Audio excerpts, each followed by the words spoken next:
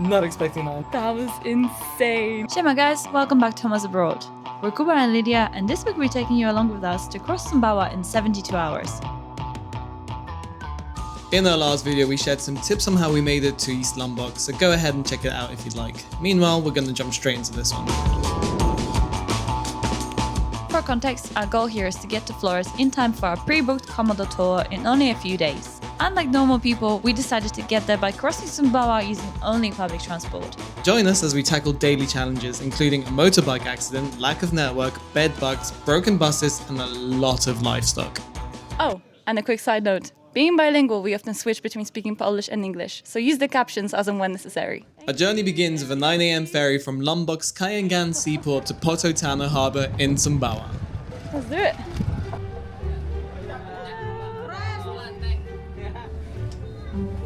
So I think we might be the only two tourists on the whole boat. And I think it's like 1,400 people. It's a huge ferry. There's still parking cars underneath, and yeah, we're gonna go to Sumbawa. You may notice we don't sound very convinced. It was somewhere around here that we both started to feel really out of our depth. Everyone was watching us the whole way like we were lost, but whenever we needed something, there was always a kind, smiling person around to help us out and point us in the right direction. Arriving in Sumbawa, our plan was simple. Disembark the ferry, find some food, and figure out how on earth we're gonna get to Sumbawa Bazaar, our first main pit stop and the island's capital. When suddenly, Kuba had a spontaneous idea.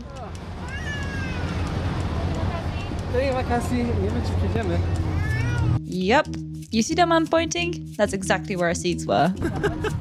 I hope he's going directly there. He didn't understand where I was asking him. He said some other side. We didn't expect to disembark this ferry on a bus, but if there's one thing we've learned from our travels so far, is to expect the unexpected. Trochę śmierdzi. Tłuszno w chuj. Musieliśmy się wspinać po workach z jedzeniem i skrzynkach z jedzeniem. Mam nadzieję, że nie będzie jakichś węży pod nogami. Getting on this bus turned out to be the best and probably our only option for getting to our first destination, Sumbawa Bazaar. The bus ride was wild. The walkway was packed like a game of Tetris. The floor offered more ventilation and support. Topped with various smells and over 30-degree heat, it was a sensory overload. No, na Bali takiego czegoś nie zobaczycie. Luckily, we both had to trust the earlobes to keep us sane.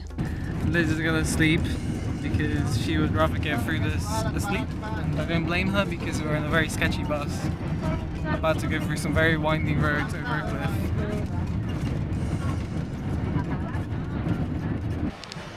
So, we just arrived at the coach station, Sumbawa Bazaar.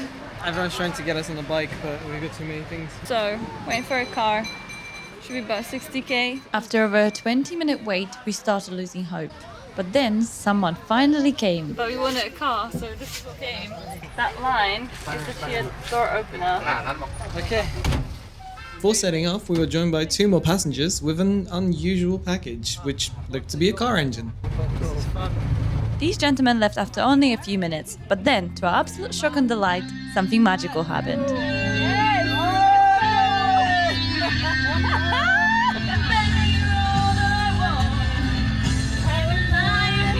We were singing at the top of our lungs, totally oblivious that the whole city can probably hear us.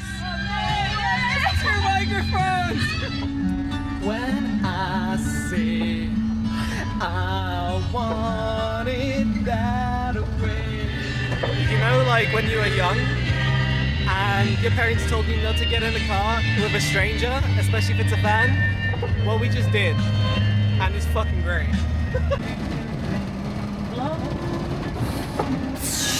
Amazing experience. Yes, thank you, mate. Thank you very much. Terima kasih. If you ever find yourself in Sumbawa Bazaar for whatever reason and you see this car, don't be shy to say hello to Mr. Faiz and give him our love.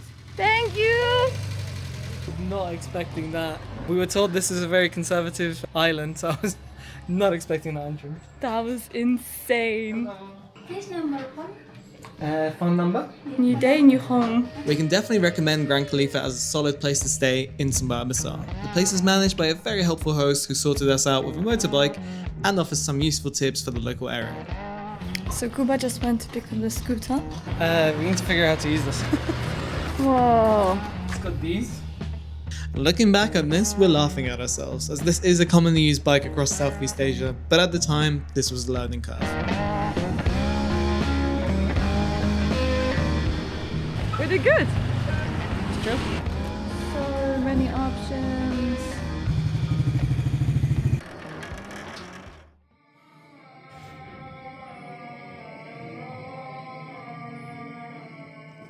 We were going to go a bit later from Sumbawa Besar to Kampong. We were quoted 2 million. It's a 4-hour drive. And so I drove up to the bus terminal where we were at yesterday, and the bus is only 200k for 2 people. So we're going to do that. It goes at 11, it's the last one today. And so we have to get there in time. We're having cereal in the cab because the rush was immense. As you do. So what happened? This morning I drove the bike to a nearby shop, literally 2-minute ride. Did my shopping, get back on the bike. I moved away and the bike just started like jittering and I drove into a wall. Bike is completely fine, basically just got stopped. You see him? Our crazy van friend is there. Yeah, Tandali. We got very excited about seeing Mr. Fries again, but he was nowhere to be found, until suddenly I feel a tap on my shoulder. Hey, hello! Hello! Thank you. Very good memory. Amazing. Take care. Hi. Oh my gosh. This day was full of surprises. Hello. I can't believe it. Yeah. We don't know. This nice gentleman from Greece was the first tourist we've met since leaving Sembalun, and it was weirdly reassuring that he was equally surprised to see us as we were him. Okay, so we have a snack bag. On the snack bag we have baby osprey. Liz has Kuba's helmet, helmet with shoes. Are both bags at the bottom Greg. here. Greg on top of the bag. This second bus resembled the antique we were on yesterday. Torn seats, holes in the floor, open doors instead of AC, chickens. Yep, you're seeing right. One thing we forgot to mention is that the public buses here have many functions. They don't just transport people, they transport anything that can possibly fit inside, or even on top of the roof. The driver stops at planned pick-up and drop-off points, whilst the conductor jumps off and back on the bus, running errands, swapping parcels, collecting cash, and somehow keeping it all in order. It might look chaotic, but there was definitely a system behind it. So we just got off the crazy bus. It's coming up to 4:30, which means the journey took us 5.5 hours. Jesus. It took getting to Sumbawa to finally find the best of the mods. Here it is. There it is. It's the best mod. Let's go. And once again, all eyes were on us as we walked for 20 minutes to our next accommodation. Hey, go ahead.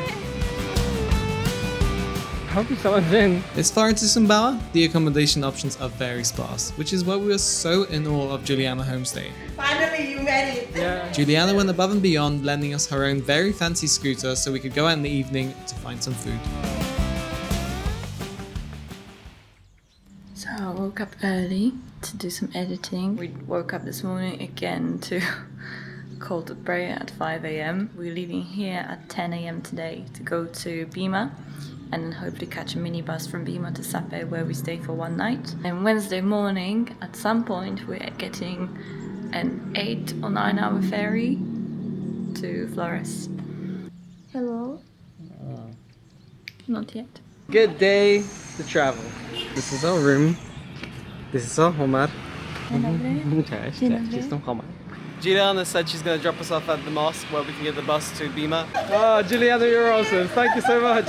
She took Lids with all her stuff and then she's going to take me with all my stuff. Another example of locals being absolutely awesome. Juliana speaks really good English as well. She's traveled the world. This is a really cool place to stay, Juliana Homestay. It's like in the middle of Sumbawa, far away from everything. And from here, you can go to Mount Tambora. You can go to see some whale sharks. Obviously, the port isn't too far. It's like 2-3 hours away, which takes you to Flores. So obviously, you can go to Komodo. Yeah, really good location. We bid Juliana farewell, tried a local breakfast called Gado Gado, and soon it was time for another bus ride. Stage of the Bima. In case you might be wondering how to catch a public bus in Sumbawa, it looks something like this. Bima! We made it! Onto another bus. We're heading for Bima, And we are packed to the rim. A lot of stuff. but there's no chickens. There's not yet. Don't jinx it. By this point, we felt like we were prepared for anything and decided to go completely with the flow. The aim was to reach the port town of Sapa in time for our ferry the following morning. But fate had a few more curveballs coming our way. So I think we got too excited because it looks like we just hit a flat tire.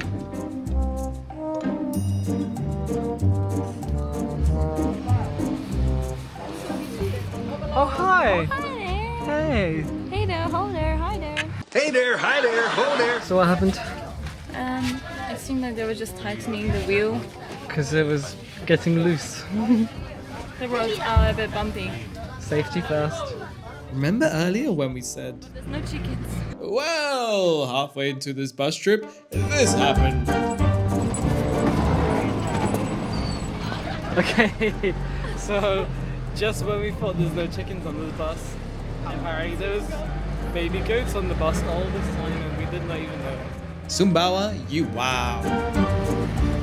Before we wrap up this insane public bus mission, it's probably a good time to tell you some key info about Sumbawa. Sumbawa is an Indonesian island located between Lombok and Flores. The island is about 3 times the size of Lombok, yet it has less than half of its population.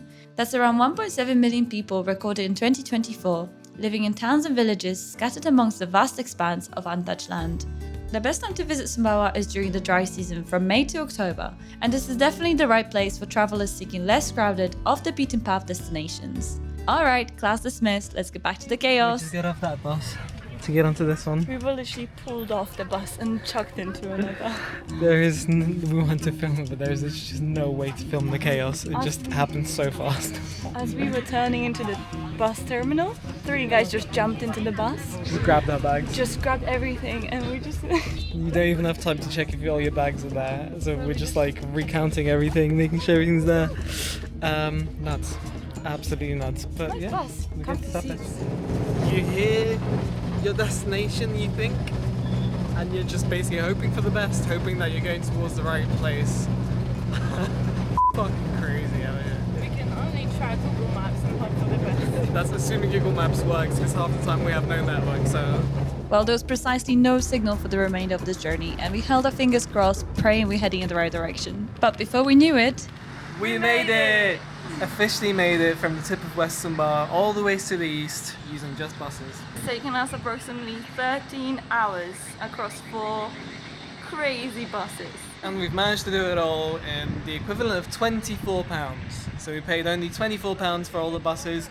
There was a few taxis, like within the city to get from like the bus station to the hotel. But again, it wasn't very expensive, and it did include our famous karaoke taxi, which we will never forget. What a legend. cool. Anyway, take a look around. That evening, we strolled towards the port in search of some much needed dinner and snacks for the 8-hour crossing the next day. The town felt like the Wild West of the East, as if saloon doors could swing open any second and the sheriff would ask us to state our business. Who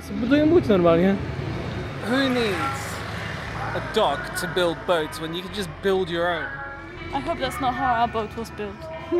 We stayed there longer than expected, mostly to avoid going back to the sewage smells, bed bugs, and general discomfort of our accommodation. At 320k per night, it was our most expensive stay across all the Indonesian islands, but being this far east, it was the only option. We were just saying if this is the first time in a long time we felt like we're somewhere that's like on the edge of the world, where you're kind of like somewhere where there's nothing else.